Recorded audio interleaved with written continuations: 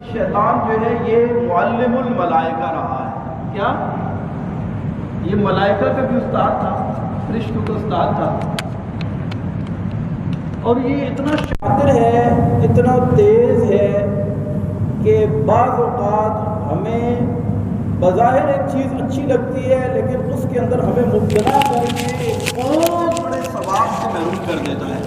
تو ریا جو ہے نا، ریا، بزرگان دین امام غزالی رحمۃ اللہ تعالی نے لکھا کہ ریا جو ہے یہ بندے کے دل میں چیونٹی کی چال کی مانند گھس جاتا ہے. ریا یعنی دکھاوا، اور اچھے خاصے بندے کے عمل کو برباد کر دیتا ہے، وہ قبولیت کے قابل نہیں چھوڑتا عمل کو.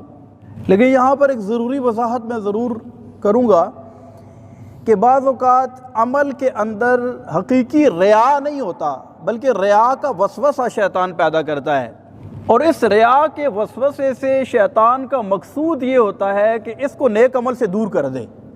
جیسے اس کی مثال میں آپ کو یوں دوں گا، جیسے شہید کا، سخی کا، عالم کا بڑی وضاحت کے ساتھ ذکر آتا ہے کہ ان کی نیت میں اخلاص نہیں ہوگا تو فائدہ کوئی نہیں ہے. لیکن شیطان ایک مجاہد، ایک عالم یا ایک سخی کے دل میں یہ خیال پیدا کر کے کہ تیرا عمل ریا پر مبنی ہے، وہ اس کو اس عمل سے دور کر دے گا.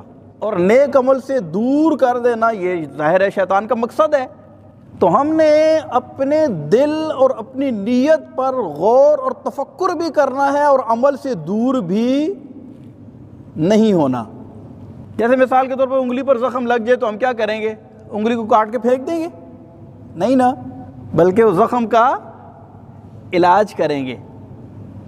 تو اگر ہمارے عمل کے اندر اخلاص میں کوئی کمی ہمیں محسوس ہو تو ہم کیا کریں گے؟ اس میں اخلاص پیدا کرنے کی کوشش کریں گے، نہ کہ اس عمل کو ہی چھوڑ دیں گے.